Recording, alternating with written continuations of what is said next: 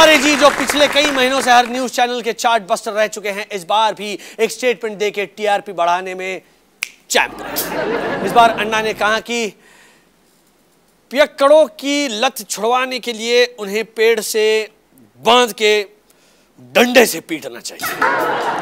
ये सुन के भारत की पूरी पुलिस फोर्स एकदम तैनात हो गई और फटाफट अपनी अपनी लाठियां छुपाने लगी।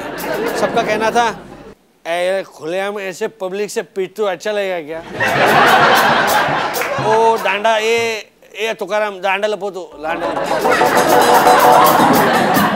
सुनने में आया है कि अन्ना के विचार सुन के तालिबान के टॉप लीडर्स ने उन्हें ओसामा का रिप्लेसमेंट बनाने का फैसला किया। वैसे भी जब से अमेरिका ने पाकिस्तान को उनकी वॉर अगेंस्ट टेरर के लिए कम फंड्स देने शुरू किए हैं, तालिबान में भी थोड़ा रिसेशन चल रहा है और अन्ना जैसे सात्विक ब्रह्मचारी आदमी को अपना लीडर बनाने में क्या है कि तालिबान का ही फायदा है, खर्चा भी है ना बच जाए। सुना है अन्ना अगले महीने गवर्नमेंट के खिलाफ फिर आंदोलन करने वाले हैं। बहुत टाइम है भाई इसके पास और इसीलिए उन्होंने रामलीला ग्राउंड्स पे धरना देने की परमिशन मांगी है। मुझे लगता है तभी उन्होंने ये मार पिटाई वाले आइडियाज देने शुरू किए, क्योंकि भाई भूख हड़ताल में टाइम पास और एंटरटेनमेंट करने के लिए कुछ तो चाहिए ना। अब कब तक किरण बेदी के भाषण सुन सुन के मन बहलाएंगे? हाँ। दुनिया वालों, अरे लगता है कोई कुछ कहने की कोशिश कर रहा है। कौन है भाई? मैं सिर्फ ये कहना चाहता हूँ कि हाँ, मैं शराब पीता हूँ। आओ मुझे मारो। अरे वाह, चलो अब ये इतना कह ही रहे तो मैं भी दो चार हाथ मारता। ए लाओ रे, लाओ लाओ लाओ लाओ लाओ जल्दी लाओ लाओ।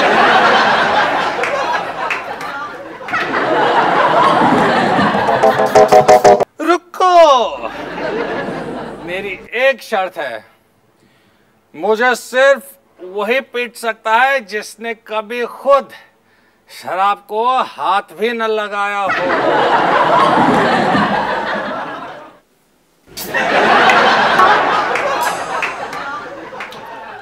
अन्ना, अन्ना कहाँ हो? मारो इसे। नहीं, एक बार तो मैंने भी पी ली थी। अरुण बेटा तुम ही देख लो। सॉरी अन्ना, मैं तो IITN हूँ। मैंने तो फर्स्ट ईयर में ही फ्रेशर पार्टी में ही पी ली थी। ये स्वामी से पूछो, स्वामी अग्निवेश जी।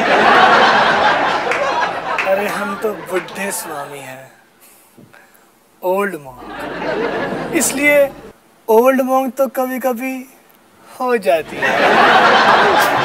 लो, तो क्या दुनिया में कोई नहीं है जो एक शराबी को सजा दे सके? क्या कोई नहीं है जिसने कभी दारू को हाथ भी ना लगाया हो? मैं हूं।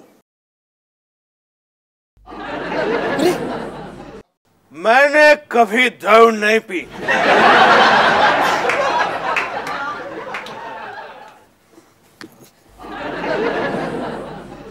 मैंने सच में नहीं पी। क्या हो रहा है अन्ना के इस देश में? क्या हो रहा है? खैर, जेसिका लाल के हत्यारे मनु शर्मा को हाई कोर्ट ने अपने छोटे भाई की शादी अटेंड करने के लिए बेल दी, लेकिन देखो कोर्ट मन्नू के साथ कितना स्ट्रिक्ट है। उन्होंने कहा कि बेल के दौरान वो घूम फिर सकते हैं, अच्छे अच्छे पकवान खा सकते हैं, शादी के सारे फंक्शंस में हिस्सा ले सकते हैं, लेटेस्ट हिट फिल्म्स देख सकते हैं, इंपोर्टेड स्प्रिंग मैट्रेसेस पे सो सकते हैं, लेकिन नाइट क्लब नहीं जा सकते। उफ उफ, हमारे कोर्ट्स भी कितनी बुरी पनिशमेंट देते हैं ना। छी छी छी। जाने देना था ना नाइट क्लब में, क्या हो जाता? गोली थोड़ी मार देता फिर से किसी को, और चलो मार भी देता तो क्या हो जाता? इतने सारे जो कोर्ट है क्यों यार हमारे देश में? इन्हीं केसेस को तो सॉल्व करने के लिए ना। मुझे तो लगता है ना ये मनु शर्मा बंदा नहीं है, वार्डरोब माल फंक्शन है, जब देखो बाहर पॉप आउट हो जाता है।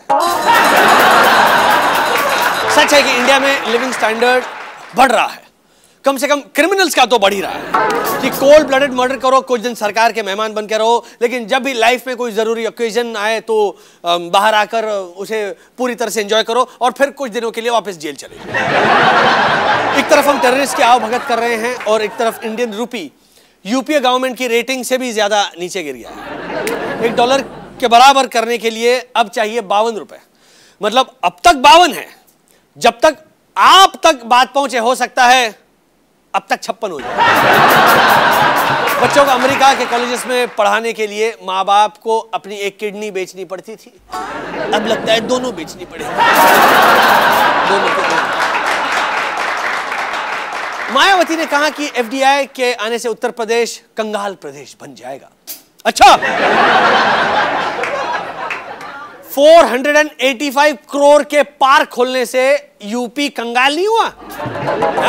उनके जूतों के लिए प्राइवेट जेट उड़ाने से यूपी कंगाल नहीं हुआ? उनके पूरे खानदान के जगह जगह स्टैच्यूज बनाने से यूपी कंगाल नहीं हुआ?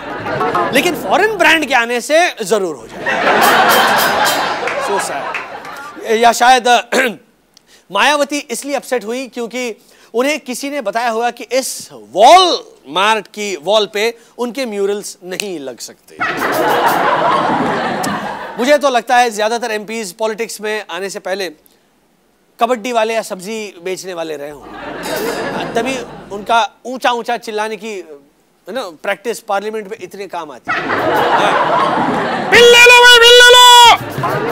नहीं लेंगे? कुर्सी भी है, चप्पल भी है, चड्डी में लूज चेन भी है, सब उठा के मारो। हाँ भाई, हाँ, माना है India is a land of Kamasutra, पर इसका ये मतलब नहीं कि these peoples representatives will hump the janta in 84 different ways. जरूर यूपीए गवर्नमेंट को ये आइडिया बॉलीवुड से ही आया होगा। वहां भी तो बॉलीवुड के थके हाल देख के प्रोड्यूसर्स ने एफडीआई को आमंत्रित किया। नहीं समझे? ओहो भाई, Katrina Kaif, Yana Gupta, Sunny Leone, Heather Graham इत्यादि फुल ऑन एफडीआई ही तो है। वैसे भी जो लोग एफडीआई को अपोज कर रहे हैं वही लोग यूएसए के वर्किंग वीजा और स्टूडेंट वीजा के लिए भी झगड़ा करते हैं। हम उनके देश में जाके उनकी नौकरियां खा सकते हैं, उनके कॉलेजेस में जाकर उनके स्टूडेंट्स की सीटें मार सकते हैं, लेकिन वो हमारे देश में सामान बेचने की जुर्रत कैसे कर सकते हैं? है कि नहीं?